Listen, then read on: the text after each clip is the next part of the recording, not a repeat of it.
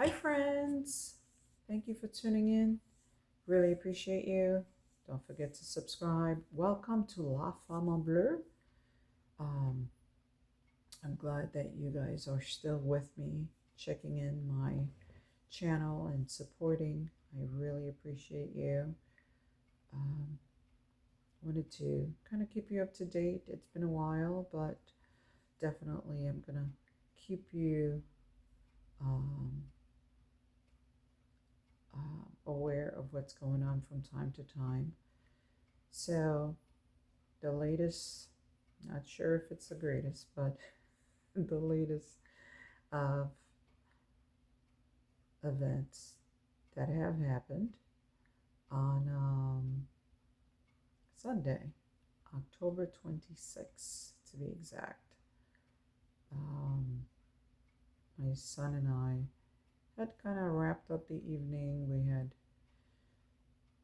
finished reviewing all his schoolwork. He was pretty much ready for bed. It was a few minutes before 8, and so he was in his room, and all of a sudden, I heard there were cops outside. So um, my mom came and knocked on the door to find out what was going on. If maybe my son had mistakenly dialed 911. And I said, no, he's too old for that. You know, he knows better. He wouldn't have dialed 911. Um, and so she's like, well, there are three cops outside and they're asking for him specifically. They had stated his name. I said, really? I said, oh, well, there's only one person that I know who would have called the cops and possibly have given had given my son's name. So I said, yeah, I know it is. And so lo and behold, I told them not to open the door. I told my mom and dad not to open the door and that I was going to call 911. So I dialed 911 and I had told them that we did not call 911, but there are three cops outside. And so I'm wondering why they're outside at our address. So they told me that apparently they had gotten a welfare check call and they thought it was from a parole officer. I said, I said, okay, so you guys didn't get details, and so you just out here roaming around? And they said, yeah, the call was placed by so and so. I said, yeah, I know so and so. And so they gave me, of course, my ex's name, and I said, yeah, that's my son's father. Um, I said, I'm not quite sure why there's a welfare call. In fact, he is on the phone with his father now saying goodnight. And so that was pretty much it. My son had no idea what was going on. I kind of distracted him. I told him to stay in the room. I had dialed his father at that time for him to be on the phone with his dad. And so, and that's how I pretty much kept it. I did not ask this man why he called 911 for a welfare check. The only issue was it was on a Sunday, so Saturday we were out, um, and so he did not get a chance to either call his father back. So I think he may have missed Thursday or Friday, but there are times when his father doesn't even call for 2 or 3 days. So I don't call a welfare check on him. But so I knew it was petty, very petty, and I was not going to entertain it. And I was not going to let him know that I was upset by it. So I said nothing to him. Till this day, it's been about 2 weeks.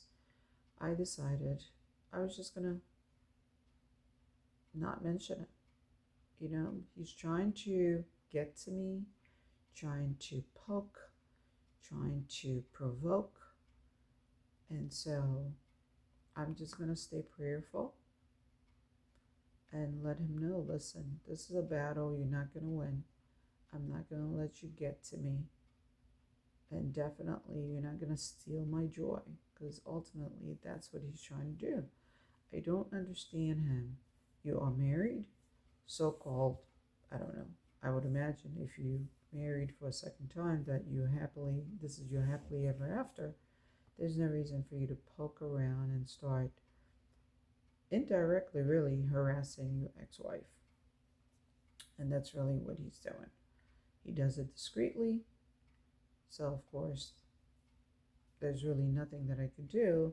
I did ask the officers, I said, listen, I said, this is a false alarm call. You guys need to turn this around and really charge him for a false alarm. I said, there's probably serious cases out there that you guys could be solving versus coming to the property, three of you roaming around asking if, my son is here. Anyway, that was it. My parents were livid. My dad was like, you know what? I'm really tired of him, because ultimately we try to live a very low-key life. There's never been any drama in my family. Um, we never have a reason to call the cops, thank God. So, we try to keep the authorities out of our business. And I don't understand why this man would do what he did, because there are so many issues when you call cops for domestic issues. All of a sudden, it's elevated to the next level and someone gets hurt. And so, for him to have done that, honestly, I've lost all respect for him. I didn't have any to begin with, but at this point, he's really pushed it to the limit. He's really pushed it to the limit. And so, here we are at the end of 2025, about to enter a new year, 2026, and it's still the same BS. I just don't get it. It's the same BS. I'm really believing for a change, a permanent change where God will sincerely intervene and have this man be preoccupied with something else. Just leave us alone, please. Go away.